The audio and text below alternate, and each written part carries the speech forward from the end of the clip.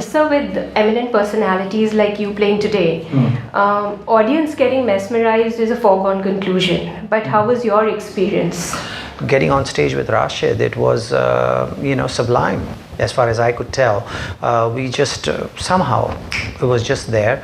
And with Buddhaditya Mukherjee Sahib, I have to say that it was just like a step further than what it was. The first half with Rashid was, as expected for me, fun and enjoyment and great camaraderie and all that stuff.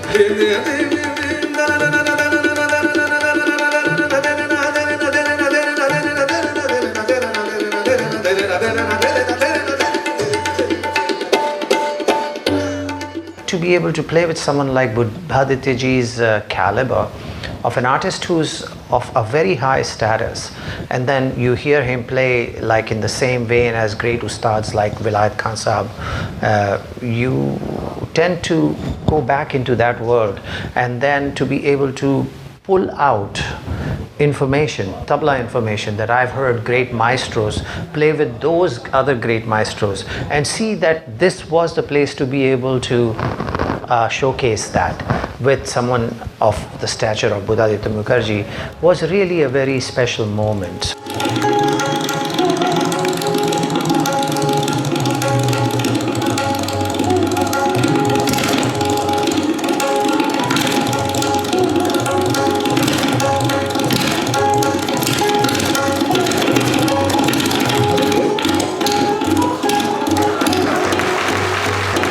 Do you think the Indian youth is taking to Indian classical music as per your expectations, or the Indian youth is taking to Indian classical music? Oh yes, of course. Did you see how many young kids were there today?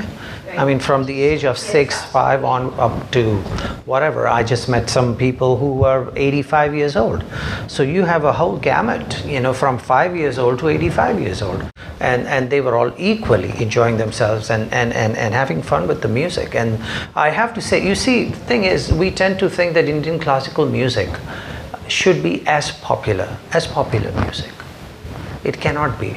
It's an acquired taste. It is the kind of music that is best experienced intimately.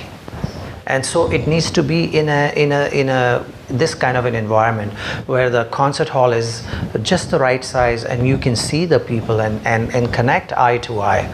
And that's what makes Indian music great. If we think, oh, it has to be like popular music and 50,000 people should be there and 100 lakhs of rupees should be made, it's wrong of us to even think of our music that way. If we do that, we will destroy our music.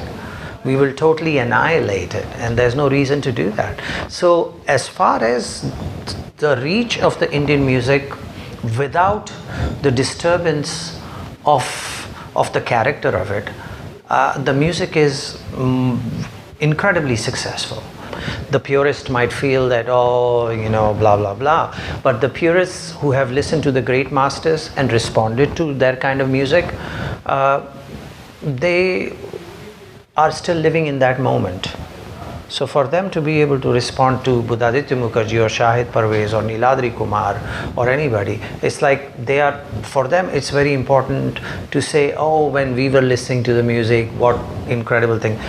It's giving importance to themselves that becomes necessary for the purists by connecting themselves to a moment of glory. So I find that the young masters of today are definitely going to be the geniuses of tomorrow.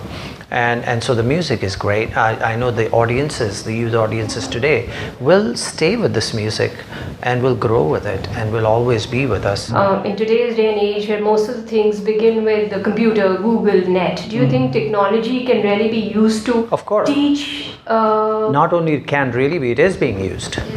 Yeah, I mean, Shankar Mahadevan has his academy where people are learning online. Ali Akbar Khan Saab School of Music from California gives lessons, raga lessons and tala lessons online. A lot of teachers are teaching their students one-on-one online. That's going on. There's a lot of CDs, interactive CDs that have been made, or DVDs, which students can buy and then put it into their computer and learn.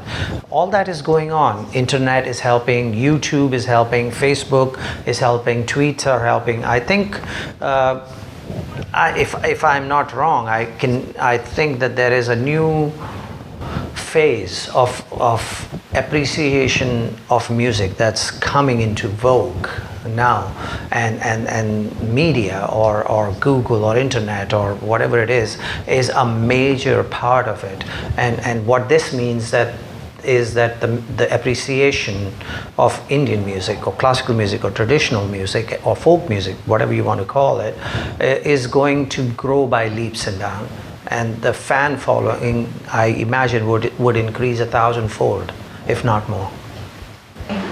So your thoughts on Gurukul that you've established, maybe we could just... Well, Gurukul, the whole concept of Gurukul is now very different than it used to be. In the old days, you went and you stayed with your gurus for 20 years, 25 years. You learned, you cooked for him, you washed his laundry, you ironed it, you massaged him and whatever, and you learned and at his feet. Now you don't do that. Now the Guru teaches you online, Guru teaches you on the phone, Guru listens to your tape and say, yes, you sang this, you sang that, fix it, whatever.